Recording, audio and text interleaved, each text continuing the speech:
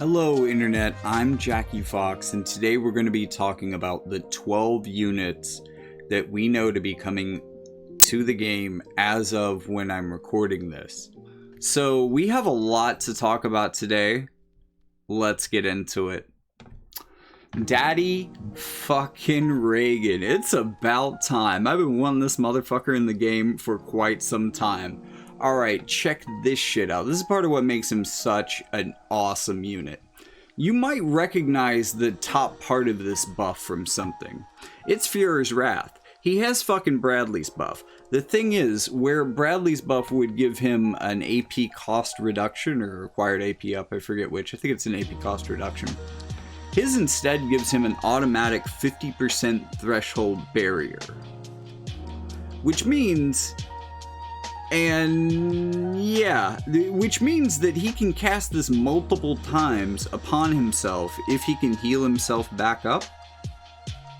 Somebody correct me if I'm wrong on that. That feels kind of broken, but I don't think he has any healing in his kit, so...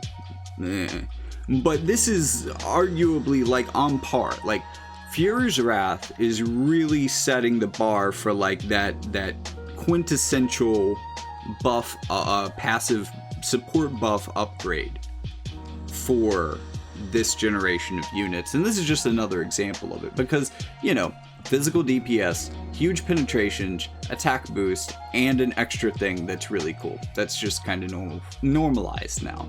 The other one that's really neat for him, gives him elemental chain resistance. He's one of the first units that just can start with this, can have this in an undispellable state. So kind of a direct upgrade to one of the cool new thing that came with Alphonse. But this guy isn't a tank. He does get kind of brawlery in a lot of respects, and he does have some... Okay, so I don't know how I feel about him having fire moves. I love it.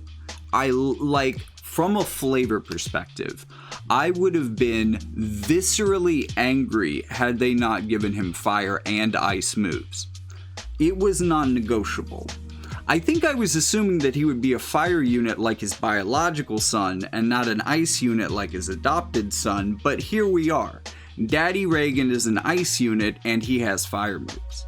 That means that compared to other ice units, he's theoretically better at countering other ice teams, but I don't actually buy that, and I'm not sure how well that actually pans out, and I don't want to make any promises until he comes out. And even then, like, there's not necessarily a good metagame for ice versus ice, so I'm not even sure how relevant it is. Maybe it's just here for flavor, because ultimately doing more damage to ice units isn't really going to help you unless they're ice units that have a lot of ice resistance and you have to get around that, because you've got so many bonus modifiers for ice coming from your team, VCs, equipment, etc.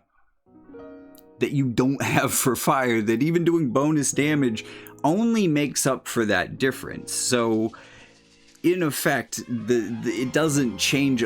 It changes some of the dynamics of how the numbers get there, but like I feel like these attacks would do kind of the same damage. But I guess the downside to that is that they would be arguably just across the board worse in basically any other situation, except for, say, a fire team. Oh god. Except for a fire team that was running a lot of ice resistance, because of at least then you could hit them with fire. Oh man. That's horrible. Okay, so he can dispel courage. He also gets courage. So courage and threshold heal, snow levels of healing. You know, this is going to be very Perrine-esque, like slash Perrine is kind of what you should be imagining here. And that's yeah, there's a lot of defense penetration. There's a lot of native defense penetration. So this guy gets up really high in penetrations in a very kind of King Bradley-esque sort of way. Again, that's at the bar, and here we are. Oh no, no, no, Editor Jackie. This is the worst of all worlds. How did this happen? Fuck, I've got to re-record a lot of this. Vega. Vega is quite an interesting unit, but not even for the reasons that I remembered. I'm excited for him and not excited for him at the same time. There are some really exciting things that he can do. I'm not as sure that I was previously that he's a great unit. One of the reasons first comes in the supports. Now, if you've been following my channel for a little while, you've seen my review of Bradley. I just talked about this with Howlett. This is Fuhrer's Wrath. Or it would be if this was also up there, right? But it's not. This is inferior to that. When you combine the two of these together, it's Fuhrer's Wrath with an extra 24% attack. So in terms of like concentration of passive and flexibility, I'm not really seeing it unless you want to run less defense penetration, but I don't really think that's quite what you want to do, because this feels like an upgraded Strider in a lot of ways, which, you know, that's like one of my favorite jobs, so a signature version of that I'm excited for. So I want you to remember that and temper your expectations. So this is a pretty cool counter. It counters everything, has like the basic mod. Absorbs 30% of damage done. I usually like these counters in general. The upgrade it gets is pretty good.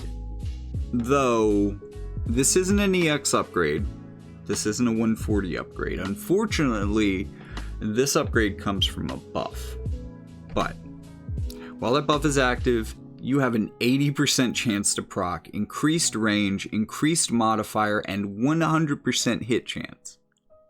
Arguably, this is very strong as a strategy and has good synergies with his main job. But we're going to talk about what it's going to cost you to actually run this version of this skill, because it's not as straightforward as it seems. This skill reminds me of Constricting Cleave, but just strictly worse. It's a basic attack, whatever. I think this is your basic buff, and it's quite good. However, I want you to notice it is against physical damage only. Also, he has defense in that passive spread that I recommended, and you know, there are kind of arguments that maybe you don't necessarily need the defense penetration and the extra attack. Maybe you want to go for extra healing power, especially if you're running a strategy that's really reliant on that counter procking. Maybe you want to do that instead and run less defense penetration. But we're going to see some more guaranteed hit in the kit. Now, this has a defense break, which can kind of make up for the lack of defense penetration, but not really. It's better to stack things than it is to approach one stat from two different mitigations, if that makes sense. So it's not optimal to decrease defense on top of defense penetration. Like, it helps. This is gonna make up for that a little bit, but not in the same ways. I mean, this also opens them up to other characters taking them out. True, this is really helpful for support chaining. It has good range, guaranteed hit, 200 mods starting off, but within 2 hits, if you have been hit twice since the last... I think it's on that turn. Like, it doesn't say that there, but I'm pretty sure all of these are just like that turn. So you've got your shield up, you're fighting a physical unit, you've taken a couple hits, or maybe you've taken a chaining move, and 2 hits. 2 hits is all it takes to get this up to a 275 mod. For 26 AP, castable 4 times, this is going to destroy people. And it really doesn't care who you are unless your name is Yuffie, or maybe Chunok, and in the future, maybe Farm, but notably, 2 of those units are weak to lightning. So this is where we're going to get kind of the rest of our slash attack resistance penetration. Bradley has kind of a similar situation himself, so I'm not going to shrug him for that.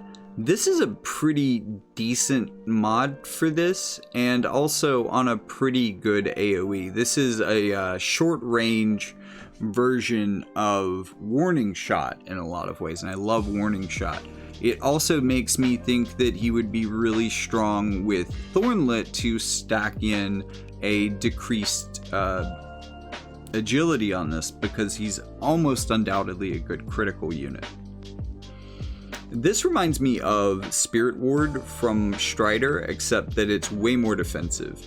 This feels ridiculous. Actually, both of these resistances are kind of out of place. I don't know. Let me look at his native resistances.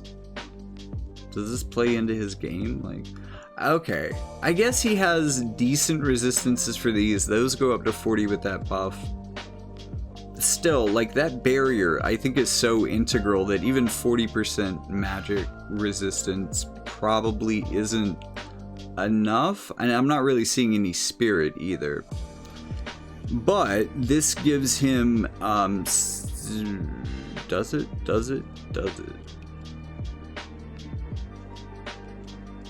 Oh wait, I'm thinking about a different unit.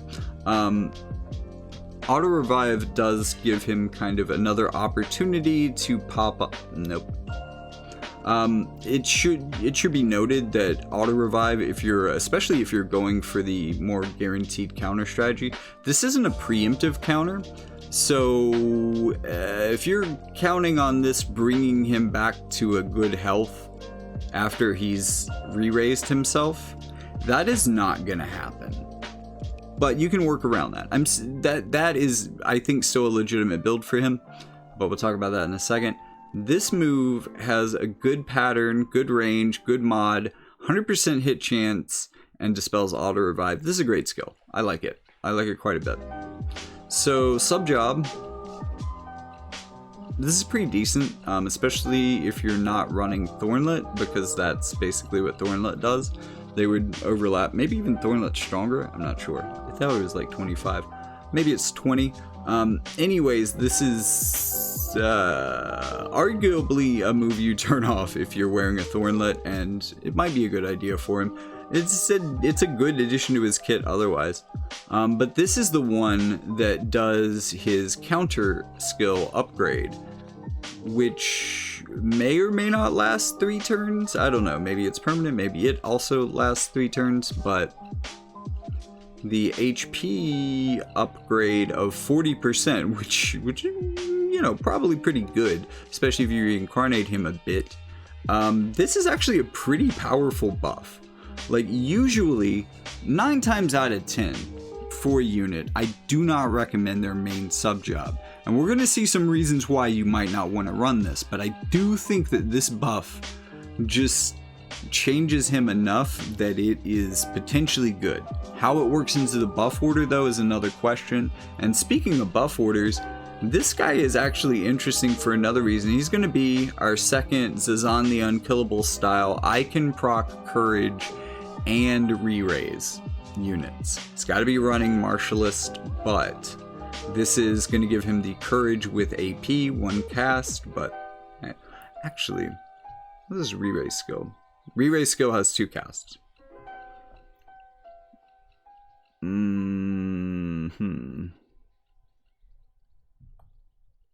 mean, that hits all 4 panels and decreases AP, but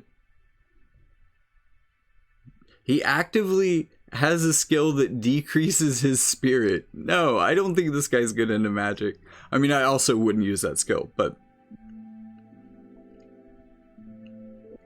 Oh, there it is. There it is. Well, I mean, he still needs to run that second passive to get the defense penetration. But this is how he gets... It's not a bad skill to put it on. It is strike, which is interesting. But this is also the job that gets him his defense penetration. So, as cool, and this is kind of how it works, folks. As cool as this is, I do think there is an argument for this. I think there are builds for this, and I think that those builds are probably specific enough that you just kind of go a different direction than a regular build for him. But I think a much more normal build would be to include this to give yourself re-raise and courage potentially, but also to give your slash attack resistance, penetration, and defense penetration, so that you can get those up if you need to. Third job is going to be Dragoon, and that's a pass. That yep, that whole job is a pass. Oh, shotgun style. So that's going to be also a 9-panel AoE, just like the box, but just spread out a bit. Dispel all buffs, haste, physical damage increase, magic damage increase, 200 mod slash, and 67% chance to inflict berserk. So if you are hitting mages with that, you're gonna berserk them. They're gonna become basically useless. They're gonna be whacking you with their stabs. The problem with that, though, this still does not make him a magic counter, because he's got to close that gap to actually effectively use that against a mage. And he has 3 move. He's not going to do it. So this guy is very anti-physical. All the way through. Like, potentially that could screw with some mages, but he's just the overall brunt of his character, because I think really this is important. Even though he has multiple forms of survivability, he still wants this fucking barrier up. And that might mean that he doesn't age well into a fight. That being said, after his setup, he's going to be fucking incredible in one of 2 different directions, arguably. Depending on which of these 2 sub-jobs you run. You get a lot more interesting things out of this one, I think. But, on the other hand, this is a very interesting counter. Just note, he has to survive to actually proc this off. And even then, see, I don't know if that's enough of a heal, even with a decent mod like that, to get him up enough to survive another hit. So maybe I think I'm talking myself out of this sub job. So maybe you just want to run him like a very a much less mobile version of Zazan the Unkillable that's not evasive. I mean, I don't usually build Zazan actually to be as evasive as he could be, because I find that building him more into defense penetration tends to work out better. Alright, Miranda. Miranda has a... Well, it's not a unique main job, because other units are going to get it, but it's unique to her for now.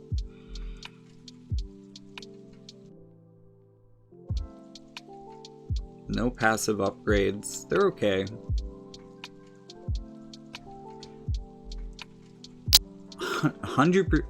100% chance to counter missile damage, reduce damage taken by 50%.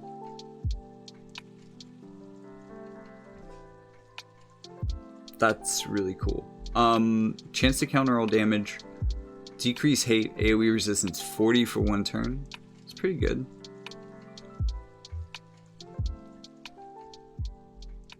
But, okay, so we're already getting a story here.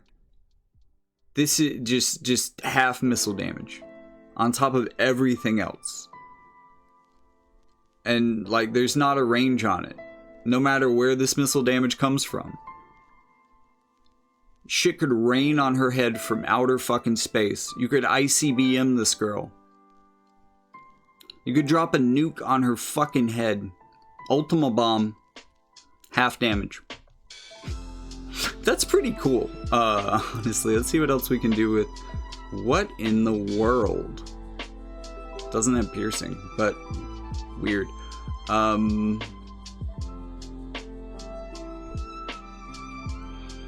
So it gives her magic damage up, I think. Shell and magic resistance on the same buff. That's pretty good. So, wait, hold on. Reduces physical damage taken 35 3 times. Okay.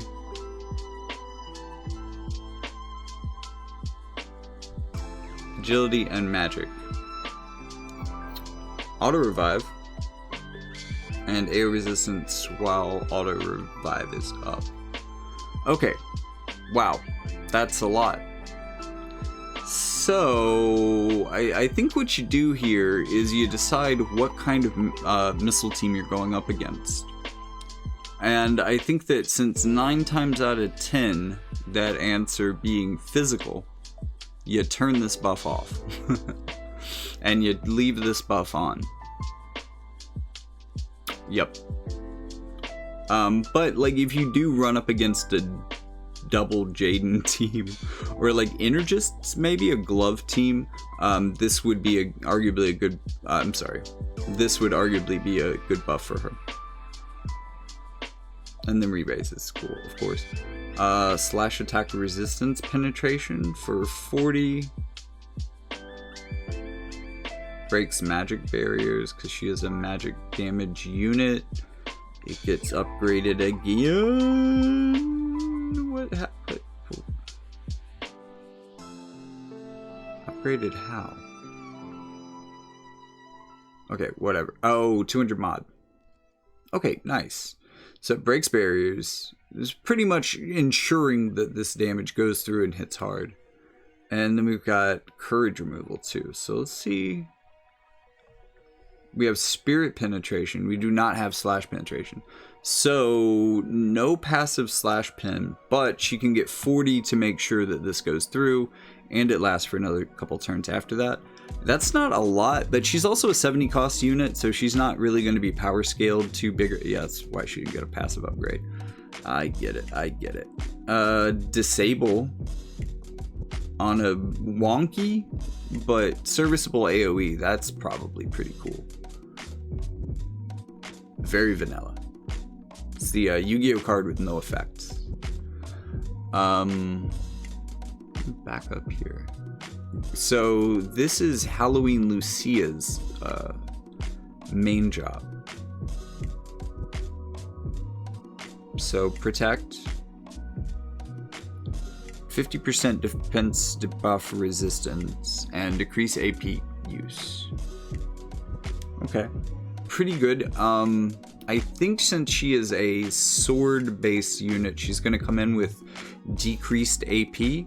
So having a decreased AP cost could be important for her. This would also lean her more into the anti-physical. So this is a really good replacement buff for this guy, if you can fit it into her buff order. Otherwise, it's probably secondary to what she can do.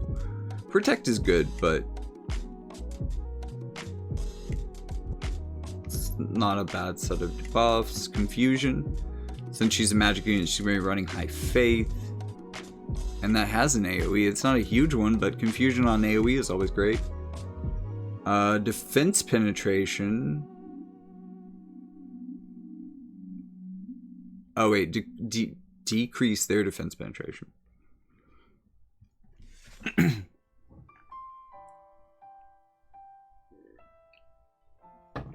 And CT on kill. Okay, that's not bad. I really think that this is quite interesting in a meta where all of the physical units are going to be running defense penetration, especially if you're fighting newer units. Like, they just, out of the box, are having, as we've seen in the previous units that I've talked about, out of the box having like 40, basically. You can get rid of most of that, and you can potentially do it for their entire team. So she's a unit that makes the tank she's with better, and holy crap, she's a white mage too, so that's really going to help her support a tank. Holy gives her some guaranteed hit. Curata. Raise. Cura. Cure. Okay, I'm not really impressed with this. This isn't... She didn't really get anything good out of that. Spirit down, light resistance down. That's a good combination. For PvE teams, she is going to be really good for this skill. Because usually, even with an LB, you only get one of these two things. And on the right team, multiple units are going to want these things. So getting both of them is really great. But, yeah. Actually, she seems like a really strong unit, considering that new units that aren't in the lower cost are 90 cost. So she is 20 cost lower, 30 cost lower than the units we've been looking at, because they've been 100 cost. So like 20 to 30 costs lower than the other units that we're really talking about as flagships. And she does some really interesting stuff. Clearly, you can kind of see the difference in power from that review compared to the other ones, but Kekfa. Alright, so I'm not going to linger very much on Kekfa. The reason I'm not going to linger very much on Kekfa is that he's a lot like Sodley, and man, I've talked a lot about Sodley this week. Just watch, like, I don't know, any of my rainbow videos and the wind video if you want more Sodley. But this is, well, it's 4 skills, it's magic up 24, it's spirit penetration 40. So this is like magic Fuhrer's Wrath. I know that like this fills the 4 lines kind of quality of it, but these are really kind of, they do different things, right? But like usually you get both of these at the same time anyways. However, oh shit, that's, yeah, for 5 turns, it's not bad. So this is a little bit below curve, I would say. Are you a 100 cost unit? You are a 100 cost limited unit. So a little bit behind curve, but a really good passive. You want to run that. That is very good. It's better than what Vega got. Let me put it that way.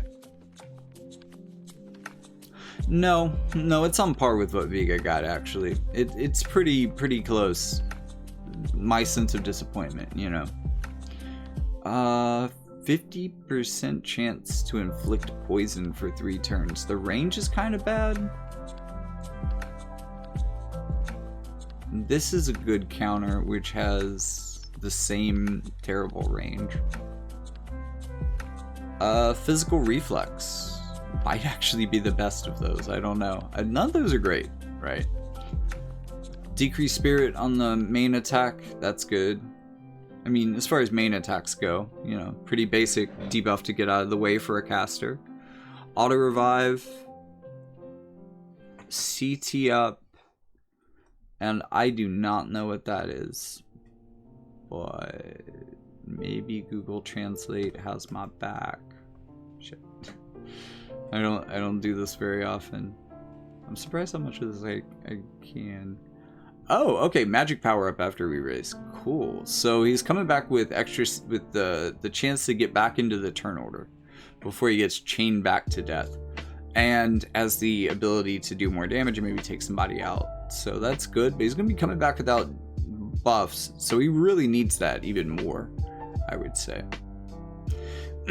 But also, it's not going to be like him coming back stronger than ever. This is catching him up to what he would have been when he went down, I think. This is a lot of debuffs on an AoE. It's a strong AoE too. Holy crap. It breaks magic resistance first. Wow.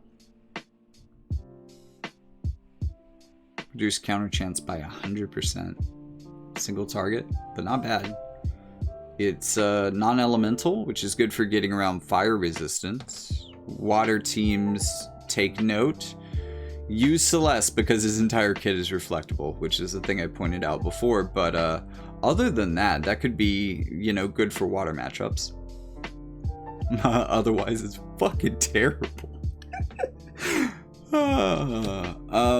Let's see. And oh, this reminds me a lot of Prompto. So here's the issue that I'm seeing with Kekfa, and kind of a significant difference from Sodley.